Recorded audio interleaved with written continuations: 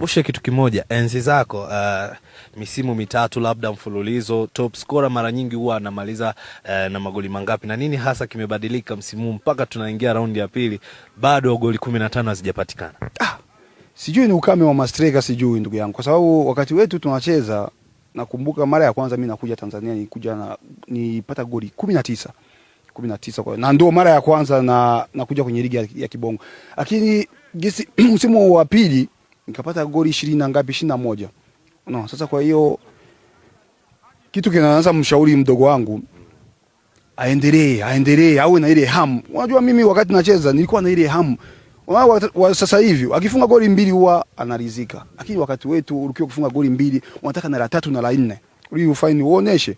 Kwa hiyo inawezekana dogo anza kuwa mzuri wale watatu wa mwanzo wa juu. Goli gani hasa walikuwa wanafurahia kufunga, ya kichwa au ya mguu? Wengi wanasema ya kichwa. Kwa sababu gani? Na target ya unajua mpira cross ikija huwa mara nyingi nilikuwa na target. Nilikuwa na ukadiria mpira unakuja, nilikuwa ukadiria. Sawa, ndio maana watu wengi wanasemaga eti mimi najua kufunga sana na kichwa kuliko mguu. Lakini hapana, sio. Kwanza ukiangalia magoli mengi ni ya mguu, sio ya kichwa, ya mguu. Lakini magoli ya kichwa nafunga vizuri sana kutokana na target ya kwangu.